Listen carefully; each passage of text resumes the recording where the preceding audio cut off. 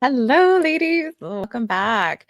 So, we are now in week 4 of your cycle sync reset. This week, we're shifting into a new gear, the luteal phase. This is the longest phase of your entire cycle.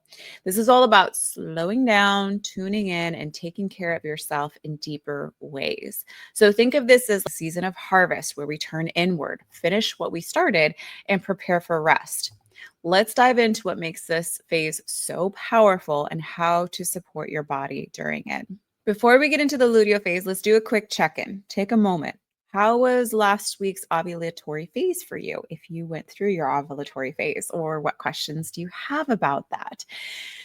When you do have your ovulatory phase, do you even know that you're in that phase? Do you feel that surge of energy or did you feel depleted? Were you more social or productive or not really feeling it? Remember, these are signs that we're trying to recognize in our own bodies. So, this is a client that you're seeing on the screen who came to me and she had multiple issues going on, none of the least of which was obviously she had issues with her weight. And that was what she came to me for. She's like, I want to lose weight. I'm like, let's figure out what's going on.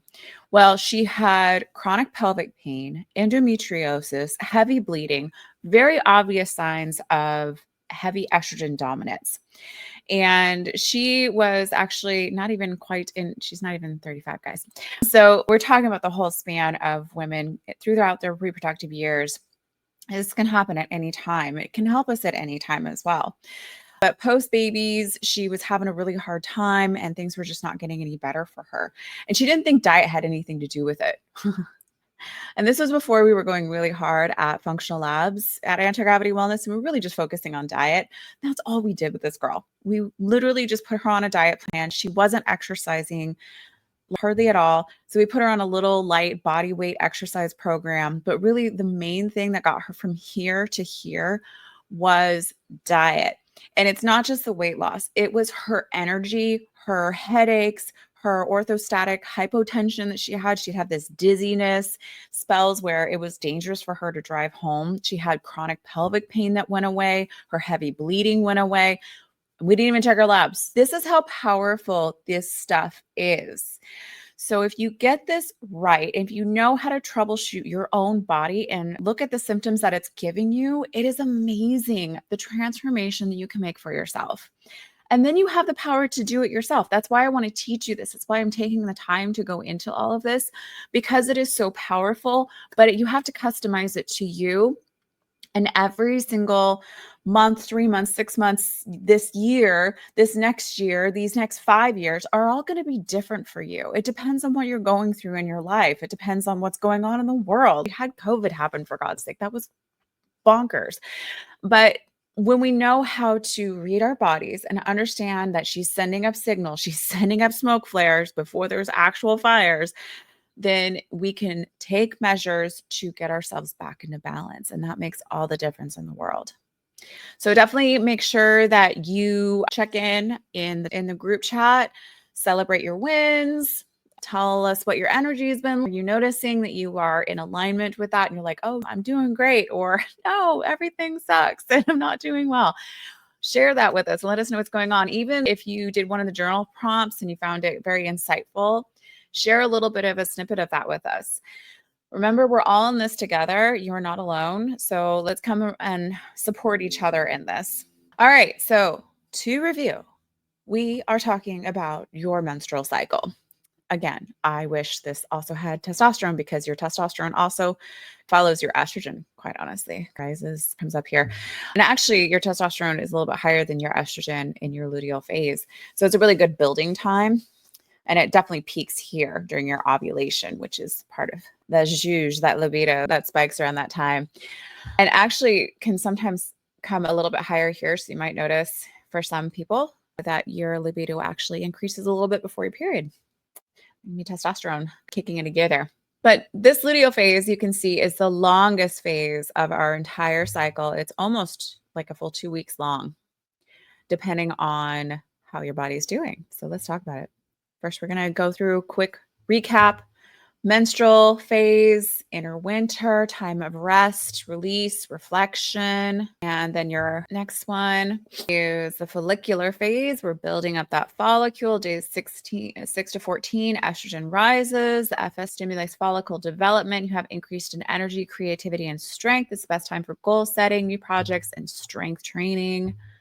We can do more shorter intervals, which is great. And then your ovulatory phase. So just a quick reminder that your cycle has 4 key phases: menstrual, rest, reset, follicular, creativity, and energy start to rise. Ovulatory peak energy and connection. Luteal is grounding, evaluating, and completing each phase serves a purpose and brings its own strength. So the ovulatory phase, remember, it is short, but it's powerful, usually 12 to 16 days, or days 12 to 16. It is an event. It's not days long, but this is your window where you are most fertile. You're most able to, if you were to have sex and have sperm and the egg, are most likely to join up and make a baby. Estrogen is peaking, LH surges. You may feel magnetic, energized, and confident. If you don't, it's okay. We're going to work on that with this program. So this is your time to shine. Social events, harder workouts, public speaking, important combos, all great things to try and schedule here. So this is part of looking at your month and planning it out according to your cycle, as opposed to just according to the whims of the world, which is run by men. So if you notice you had more energy during this time, this is why. So welcome to the luteal phase. Hello. So now we're moving into the luteal phase, which begins right after ovulation and runs until your period starts. So it's roughly days 15 to 28.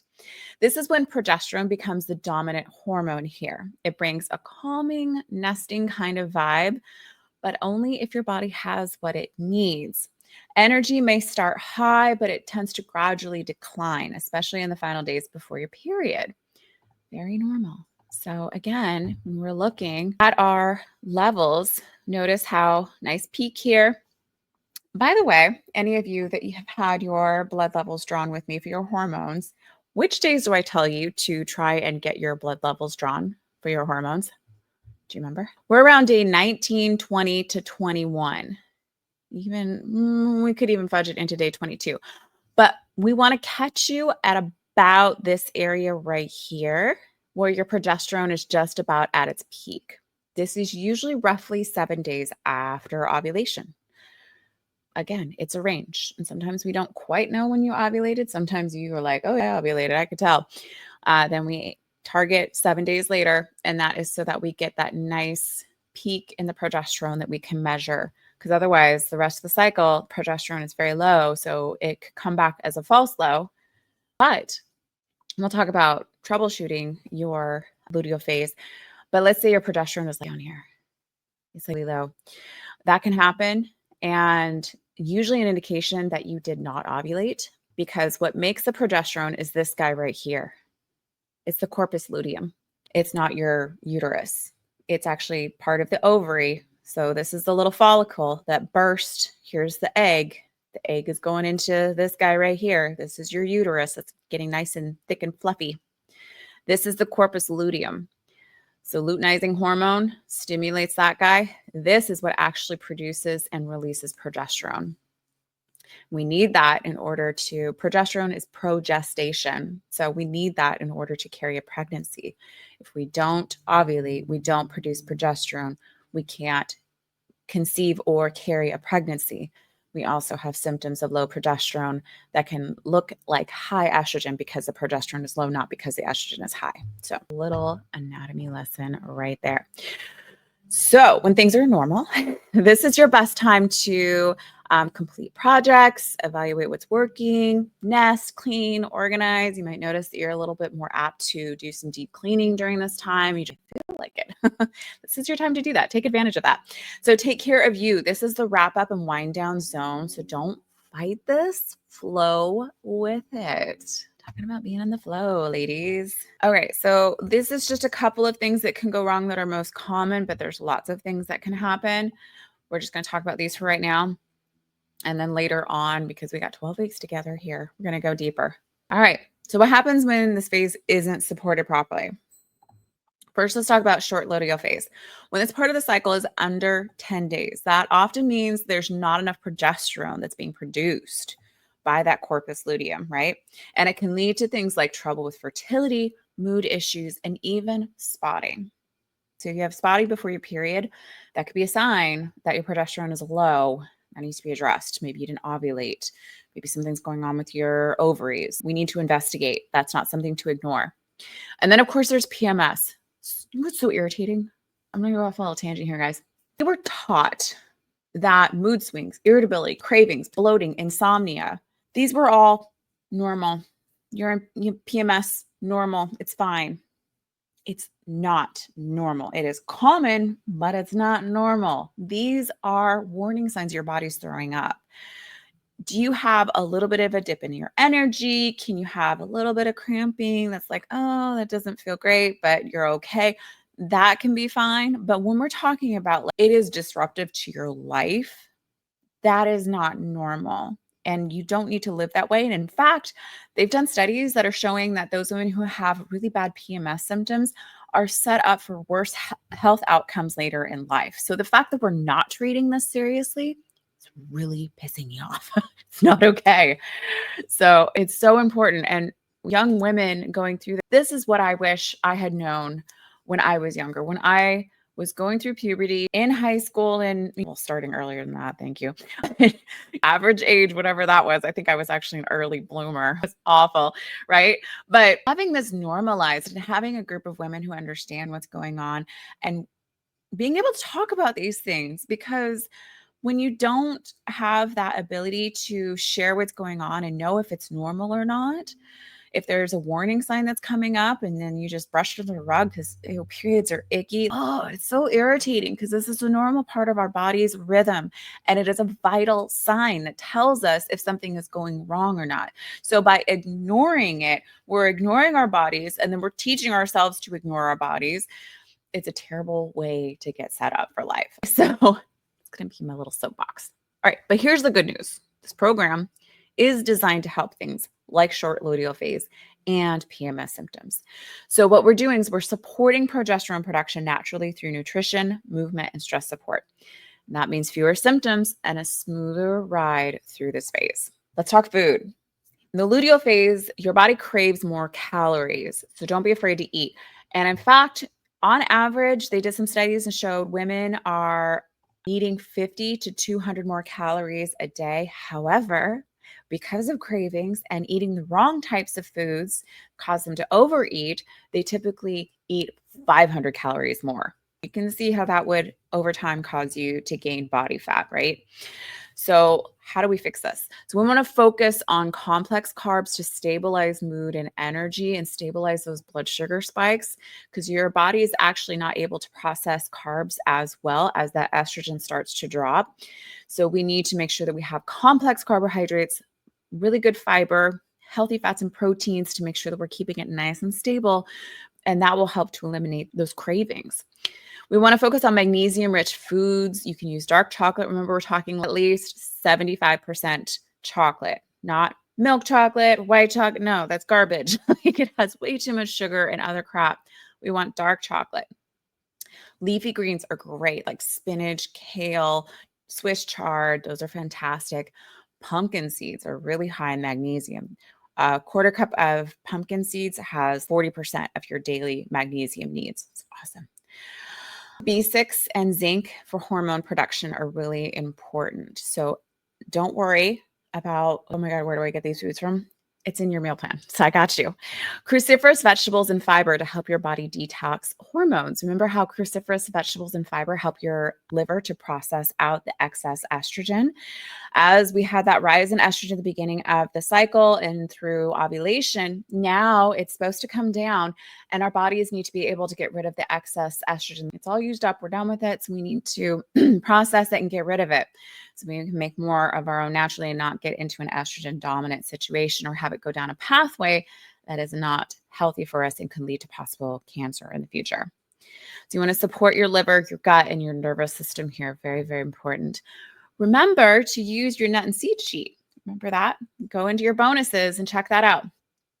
You can rotate these in hormone-friendly snacks. You only need 1 to 2 tablespoons. You don't need a ton, so don't worry about blowing your calorie your calorie allotment. And then don't forget your luteal phase meal plan inside that Clean Life is packed with ideas. So go check those out in your module, and I'll have a video walking you through that meal plan. All right. Now let's talk movement.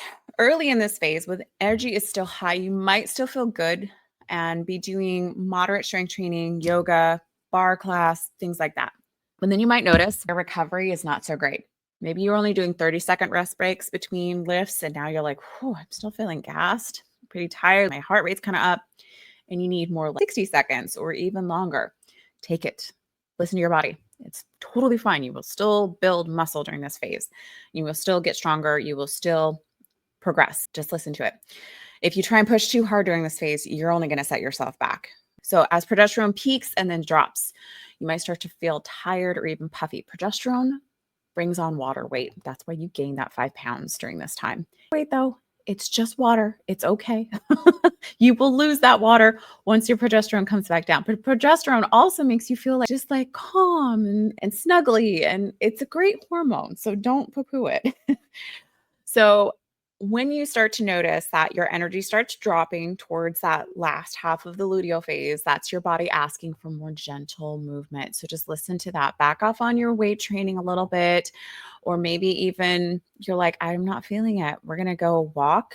We're going to do some Pilates. We're going to do some stretching or some foam rolling. So listen to your body and give yourself permission to pull back. Rest is productive. And I'm saying that to myself because I'm terrible, guys. I understand. But it's amazing that you think that you're going to lose all your gains. No, actually, it helps you to preserve all of that work that you had done in the beginning part of your cycle, and it makes it stick. If you try and push through this, you will actually burn up what you had gained in the beginning. That is counterproductive. So don't do it. All right, mindset and energy management. Mentally, the luteal phase is a time to turn inward. Your brain is primed for organizing, evaluating, planning, detailed-oriented tasks. It's a great time to declutter your home or your calendar. Journal and reflect and prep for your next cycle. But watch out for that inner critic. She tends to show up here. We tend to get a little bit more self-critical. That irritation creeps up. And it can be really difficult because you're not just irritated with everything around you, you're irritated with yourself too. And you can get really self-critical like that. So just breathe through it, recognize where you are, and realize that you just need to take a little bit of extra time to support yourself and be kind to yourself. And don't believe everything that you think. Your brain lies to you. All right. So why does this phase matter for your future health? This isn't just about surviving PMS. Though sometimes if you're in a really bad spot, that's what it feels like. And let me tell you a quick story. One of the reasons why I'm so passionate about this is because I really suffered from horrible PMS that would take me out for a few days in a row. And then I'd get a little bit better, and then I'd start my cycle, and then I'd have at least day 3 or 4 where I was like on the couch. One day for sure. And if I didn't listen to my body and rest, it would just drag it out longer, and I'd feel worse longer. And coming back into cycle syncing and really listening to my body, eating the foods, it's amazing how much diet makes such a huge difference. And then moving in line with how I'm feeling and giving myself grace. Oh my gosh, my symptoms are so much better. And it hasn't required crazy amounts of herbal supplements or taking hormones or anything like that. In the beginning, you might need that support, and that's okay. But once you are able to, sometimes we just need, it's like going through severe depression. Sometimes we need that medication to make sure we can even get up, that we are not harming ourselves while we're working on the underlying causes. We don't even have the energy or the mental capacity to work on the underlying causes, to make eat the food, to get the sleep, to do the recovery, all that stuff. It just feels so overwhelming. Sometimes we need to know those hormonal things that are going on and get us through that gap. So it's like a stopgap. So those The herbal supplements, the Vitex, the DIM, the DHEA, the pregnenolone, ashwagandha, the adrenal adaptogens, even thyroid. If you have a thyroid issue that's going on, you're like clinical. Oh, your TSH is fine. Even the Endocrine Society says that we need to be checking a free T3 for the love of God, because that is something that is going on underneath that will cause symptoms without the TSH showing it. So addressing those things so that you even have the capacity to then go, oh, I can focus on my diet. All right, I'm in a good place here. Now I can focus on my strength training, my gym routine. And it's one tiny little thing at a time that we can step through and really change things. And now it's to the point where now I pulled back on all of those supplements that I was on because I don't need them anymore. But screw around and I don't listen to my body, I'm going to be right back there again. So I do have to be careful. Terrible, I know, but this is why we're doing this together, because we are all fallible. We're not infallible. We are all women who have lives, and we're human, and we're going to make mistakes, and we're going to push too hard, and we're going to ignore our bodies sometimes. And sometimes it's like just what it is. And I'm going to get back to it when I can get back to it. This is why you have the tools here, and you'll always have access to this. You can come back to it. So do come back to this. Remember that if you're starting to have symptoms and issues, you're like, oh, you know what? I think I need to review that section and get back to where I need to be so I feel better. So the luteal phase is essential for hormone balance, mood regulation, and even bone health. If we're constantly depleted here, whether from poor nutrition, stress, or pushing through, we set ourselves up for long-term issues like estrogen dominance, burnout, or thyroid issues. Hello. So by honoring this phase, now you're building the foundation for lasting health, not just next month or in 3 months, but for the rest of your life. So important, ladies. So listening to your body. This program is about rhythm, not rigidity. You're not a robot. Your body will feel different month to month. Use your phase guides, your food plans, and your workouts, but also give yourself the grace to adjust. Learning to listen to your body is a practice. It takes time. Be gentle, stay curious, and celebrate every step forward. All right, so remember to take some time to connect. What's been coming up for you? Have you noticed any shifts this week, last week? What are your biggest takeaways from tuning into your phases so far? Share your thoughts in the group chat. We've now explored all 4 phases. We got through it. Amazing work. So from here, we're going to start to dive deeper.